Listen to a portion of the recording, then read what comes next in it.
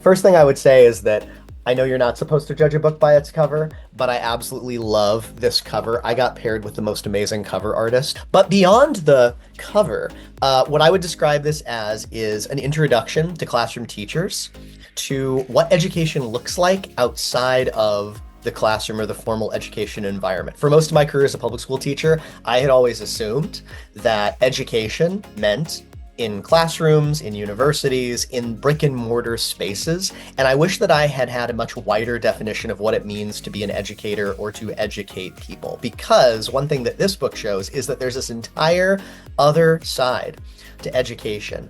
And there are this entire other group of people who are educators, teachers, instructors in their own right, who don't sit in buildings all day, who don't take attendance, and they have their own pedagogy, they have their own resources, they have their own approach. And what I have learned and shown in this book through research and through a lot of anecdotal evidence is that if you as a classroom teacher want to get better results from your students, you have this entire informal, outdoor, national park, public lands-based resource cache that you can draw on that will give you those results, that will help you to help the students that just don't play the game of school well, that don't feel like they're engaged, and will also help you to create the next generation of conservationists, which we desperately need. And so if you're a national park lover and you're a teacher, this is the book for you, and you should definitely check it out.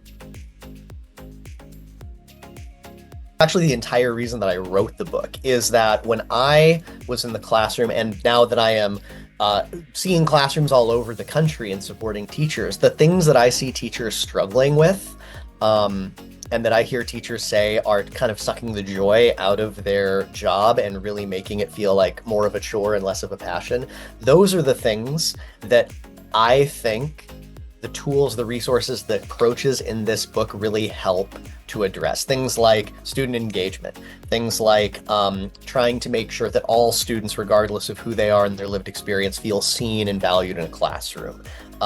Trying to help teachers balance, create a greater balance between the stuff that they have to do, where they have to be the focus of every minute of instruction, and how to like empower their students to take more of a role in that. And also like just to kind of help their students realize that the work that they're doing in classroom is meaningful, or can have meaning and can have an impact beyond just like getting a grade. Those are the reasons that I wrote this book. And having had the wonderful opportunity to get to travel not just the country but the globe and really see what's going on in classrooms and hear from teachers that are having successes or having struggles, that is all what this book is about. There's great case studies in here about what it can look like when teachers in the classroom engage with educators on public lands, and how the two, when they come together, just really can make magic happen.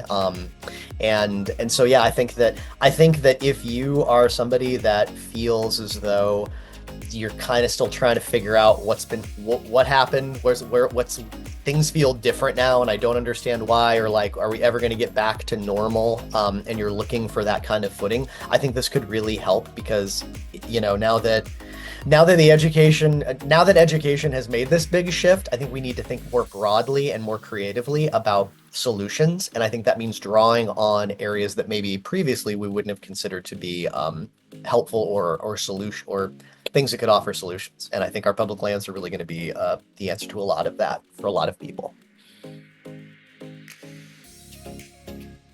I include a lot of resources that can be plugged in as, phenomenon science. They can be plugged in as case studies in social studies or other subjects, ideas for, one of my favorite frameworks, I think, is that I spend a lot of time talking about distance learning programs, because a lot of people and a lot of teachers say like, oh, I love the idea of the national parks, but I can't possibly get all my students there. I live 2.5 hours away from one and buses are expensive. And I always say like, well, why do you need to be there? There are all of these resources that are created with the specific intention of helping people who don't have access feel as though they can still connect to these places.